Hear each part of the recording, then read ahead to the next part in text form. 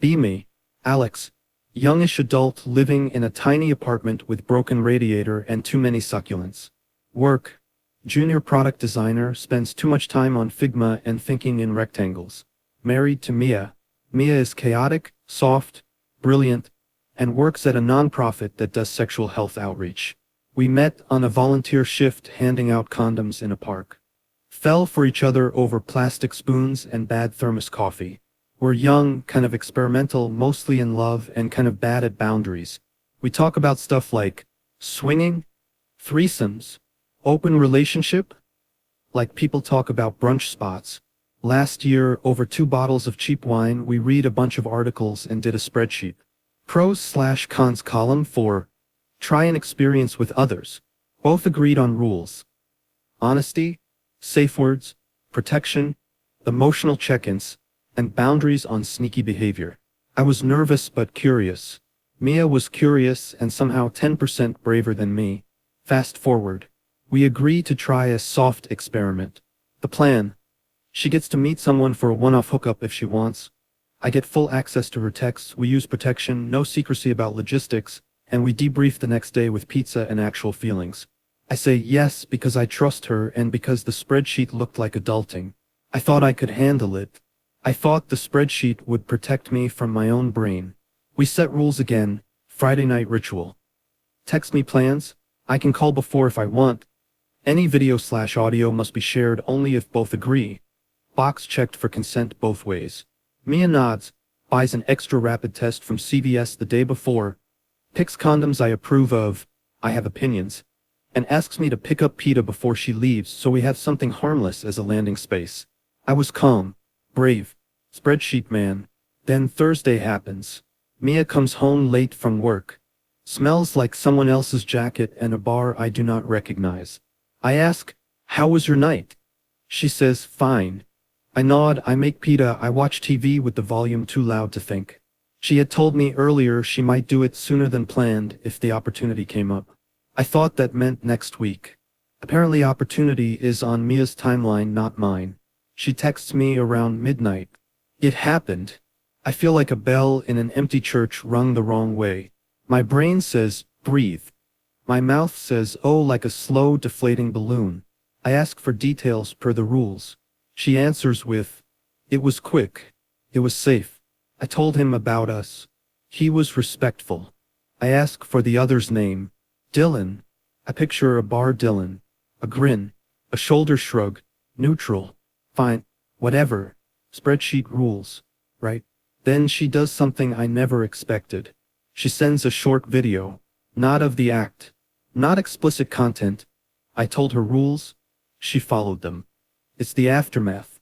The sheets, a towel, a slow pan of a hotel room bathroom sink, condensation on a mirror, a pair of shoes half under the bed, and then the camera focuses on something I'm not proud to say I look at. A little stain on the sheet, close up. It's the after visual. The one thing the spreadsheet did not have a checkbox for because we had never imagined the specific cruelness of seeing it on your phone at 12:24 a.m. while the radiator clicks in the background. She sends the video with a short text. I wanted you to see it. Didn't want to keep secrets. I appreciate the honesty like I appreciate getting kicked in the chest politely. I open the video, and now I have an image glued to the back of my skull like a cheap sticker you can't peel off. Instant reaction. Nausea. Second reaction. Furious because she sent it instead of calling first like the rule said. Third reaction. Grateful that at least she wasn't hiding it and followed some honesty rule. My emotional software is exploding because the rules both protected me and failed me in the worst possible micro way. Call her. She doesn't pick up. Text. Call me when you can. She replies with ... and an I'm on my way home. I sit on the couch and stare at the pita box like it owes me answers. I replay the video in my head in a loop until it loses shape and becomes a bad wallpaper. She walks in 2 hours later smelling like street and peppermint gum. I'm sitting like a person in a low-budget rom-com who will not laugh at the right moments anymore. She drops her bag, makes coffee like nothing's wrong, watches me with guarded face. You saw? She asks softly. I did. I say, and I'm quieter than I want to be because the image is heavy in my throat. She sits down, starts the "we agreed to be honest" speech. She says, "I'm sorry I sent it without calling, but I thought you'd rather see than be lied to." Her eyes are full of apology and also an exhausted defensiveness. Like she's doing a job and it's hard emotional labor. "I wanted you to know I didn't hide it," she says. "I wanted to make sure you had the facts." Facts. The coldest word in the room. I try to be an adult and follow the plan. "Tell me what happened," I say. She breathes in, breathes out, and tells me with a calm that would be impressive if it didn't sting. "It was at a bar, after a lecture she gave. They talked, they kissed, it escalated. They went to a cheap hotel 3 blocks away. It lasted 15 minutes, protection used, both rapid tested, nothing emotional. She had told them about us. She said she's sorry I had to see it like this. She says she loved me. She says the spreadsheet promised honesty and she's honoring it." I sit counting syllables like they're coins I don't have. The thing I agreed to intellectually is a different animal when it shows up with a sound file and a stain and the texture of another human's night on your bedside. My brain does the math while my lungs forget how to inhale. I feel disenfranchised from my own reaction. My inner voice is like, "You agreed to this. Be the spreadsheet man." My body says, "You are physically recoiling. What is happening? Why does human biology lie to me?" We try to debrief immediately because that's what people who did a checklist do. "How are you feeling?" she asks like good therapist training. I lie with fine and call it a strong fine, because I have a diploma in denial and a minor in avoidance. She gets frustrated. "Alex, why are you shutting down? We said we'd talk." I snap back because I have a voice that folds under pressure. I said seeing it in a text at midnight wasn't the way we agreed. She gets defensive. "You wanted honesty. You got it." Argument starts to spiral. Words like "disgusted" come out of my mouth and then back in like a bad card trick. She says, "I wanted you to know, not to hurt you." I say "you did both," and my voice is thin. I feel childish because I want the comfort of a decisive outcome. Either be angry and leave, or accept and breathe and high-five our bravery for being honest adults. Instead I'm stuck in the worst place. Compromised, dizzy, and weirdly ashamed for being human. Mia, bless her, tries to fix it the spreadsheet way. "We'll have a debrief tonight at 9. We'll list emotions and rank them on a scale of 0 to 10, then pizza." I love her for the structure and hate her for it in the same exhale. The day goes like that. I do my job with autopilot. Pixels and boxes and Slack messages about feature toggles. My mouth moves and my brain is stuck collecting that image like it's rare foreign currency. I watch other men on the bus and think about how they touched her and it's irrational and awful and I feel guilty for feeling it. That night at 9 I do the ritual. We sit on the couch with our cheap pizza and a notebook. Mia puts the notebook between us like it's a ballot box for our feelings. "Okay, you go first," she says politely, like we're adults doing the emotional census. I write down disgusted, jealous, sad, confused, also oddly proud of your honesty, and show it like a sad school project. She nods, does her own list, relieved, guilty, excited at novelty, also love Alex. We talk about boundaries and aftercare and both say things adults say in therapy. But when I say, I can't unsee the visual, her face changes in a very small way that lands like a weight on me. "I'm sorry," she says. "I didn't expect you to be haunted by it." I want to scream. I want to thank her for not hiding. I want to ask for a rewind. I want to tell her the moral calculus of consent is not linear. I want to run. I want to cling. I want a spreadsheet that handles trauma. She reaches for my hand and I flinch because the memory is fresh and the contact is now an index of ambiguity. She says, "Do you want me to delete the video?" I say yes without thinking because I think deletion is a magic eraser for the brain. She deletes it and empties the trash folder like an amateur magician. We both feel lighter for 30 seconds.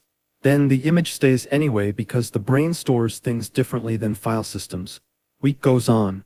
We try to do the agreed micro steps. Check-ins? Did you want to talk? Cuddle time? No secrets list? And also me trying not to stare at her like she's a museum exhibit with a plaque that says, "This once belonged to someone else." At a friend's party later that week, I see her smile at someone across the room and a ridiculous, shameful thought hits me. What if that smile was the same one she gave to him? Immediately guilty because we agreed to autonomy, and also gross because I feel like an animal. One night, I wake up sweating at 3 a.m., replaying the visual so many times my mind makes art of it. I go to the kitchen, open the cupboard, stare at the spice jars like they are going to tell me how to process heartbreak. I make a bag of chips and eat them like someone putting out a small kitchen fire with salt. Mia sleeps through it or pretends to, and I'm both grateful and furious. Fast forward a few weeks because I need us to progress or implode for the story to matter. We try to keep living. Rent is due, my boss wants user flows, the city is loud, plants need water. But the thing is always simmering under the surface like a pot that forgot to boil over and makes a weird smell. We go to a couples workshop about boundaries because Mia insists we get professional help, and also because I secretly want a vocabulary for everything that feels wordless and dirty and heavy. Therapist is a 30-something named Jamal who looks like he could bench press his trauma and gives good worksheets. In session, Jamal asks the question I avoided for weeks. Do you feel your consent was respected throughout? I hesitate. I want to say yes because we set rules and she followed several of them. But I also want to say no because a video arrived at midnight and my mental inbox exploded without my permission. I say both, yes and no, like a coward and a real adult at once. Jamal nods and writes it on a flip chart like documentation for the apocalypse. Consent is ongoing, he says. Consent to a concept and consent to an event are different. I feel validated and dumb at the same time. Validated because someone validated that nuance, and dumb because I thought a spreadsheet could solve emotional geometry. Time goes on. We get better at check-ins and worse at ignoring my flashbacks. Mia is tender sometimes in ways that feel like stitches, and other times she is bright and bubbly, and the old Alex ignoring me appears and I think, there she is, the one I love, and then a cloud of otherness settles down again. Then a twist because story needs synapses firing. Mia tells me she's invited Dylan over one night to talk. Not to sleep. Not to hook up. Just to clear the air because she feels guilty and wants to be transparent in person. I feel like I'm in a movie where I'm background furniture while the plot walks past in slow motion. She insists, says it's important for her integrity, and also that Dylan has been respectful and they actually had a conversation after. But she wants to close it face to face. I say yes and mean it and don't mean it. Because we had spreadsheets, remember? And now we have human feelings outside the boxes. Dylan arrives at 8 p.m. Tall, decent haircut, nervous smile. I shake his hand like a man welcoming a cat into his apartment for the first time and wondering if the cat will purr or hiss in my face. The three of us sit in the living room. We make small talk. Dylan apologizes like he's practiced it in his head. He says he respects our rules, he didn't know me, he's sorry I had to see the video the way I did. He says the hookup was a one-time thing and he has no intention of complicating the space further. I listen and my stomach is a washing machine on spin cycle. I'm also watching Mia watching him. She seems calmer seeing him in person, like the idea had more edges in real life and now it's less hungry because it's a human with hands and a tie and a hoodie. They talk for an hour about the logistics and the future boundaries, and honestly less about sex and more about closing tabs, and I realize the adult thing is extremely boring and somehow a relief. After Dylan leaves, we're left on the couch in the emptiness that follows closure talk. Mia is quiet for a long time. Then she says, I thought the transparency would make you feel safer. I thought being honest would be a kindness. I didn't think honesty could wound like this. I look at her, and I want to say something big like, you hurt me, or I forgive you, or leave, or stay. But my mouth is all knotted feelings and garnished with stubbornness. Instead I manage, small and cliché but true, I don't know yet. That answer is both a cliff and a hearth. She nods, not surprised, because she knows me and the spreadsheet and my cowardice and my capacity for stubborn love. Weeks blur. Some nights are warm and domestic and the scent of lavender makes me think maybe we can repair it. Other nights I wake up to a memory and it's a new kind of terror, like I can't trust my head to keep out images I never agreed to catalog. I start therapy alone because the couple sessions are not enough to clean my head's attic. My therapist is an earnest woman named Claire who asks, how are the intrusive images? And I'm embarrassed because I thought intrusive images were for news articles, not my own life. She teaches grounding techniques that feel like trying to plug a leaking dam with post-it notes, but they help sometimes. Mia notices I'm distant and does the brave thing. Asks for time but not distance. Check-ins but not pressure. I appreciate it and pyrotechnically resent the appreciation like a human with two conflicting hearts. One night, real dramatic shift. She wakes me up at 2 a.m. with soft fingers and says, "I want to try something." My immediate response is defensive because try is a verb that killed the spreadsheet once. She explains. She wants to take accountability in a visible way. Small acts she hopes are meaningful. Journaling together for a week. No solo meetups for a month. Couples yoga. I flinch. And a rule. No surprise evidence sharing via text at midnight. I laugh because rules are my jam and also cry because rules as band-aids are both good and terrible. We commit to it because commits are cheaper than dissolves and we still have a lease and we like each other's weird jokes. Then life does what life does. My job needs late nights, our plant dies, the neighbor plays drums, we forget anniversaries and then make jokes about them and that's how it goes until someone says the wrong thing. Months pass. Sometimes the weight is manageable. Sometimes it returns heavy as a domestic engine humming and the image grows teeth again. I learned that trauma from consensual experiments is an odd shape. We made a contract, but our bodies kept adding clauses. Some nights I want to burn the scale and some nights I want to hold her hand and every day I oscillate like a cheap fan in an apartment with windows that don't close. The story doesn't end with a kitchen table signing or a rescue montage. It wanders through small acts and a million tiny negotiations. We have good days with laughing and bad days of silence. We go back to therapy. We set new boundaries. We lose trust in some ways and build it in tiny increments in others. But here's the messy truth I didn't expect and can't quite spit out without sounding like a dumb rom-com narrator. Honesty did not fix everything. Honesty built a raw, helpful bridge and also made a new path for certain images to cross without permission. The video she sent woke up parts of me I thought were asleep and I resent it and also need it because it forced a conversation we might not otherwise have had.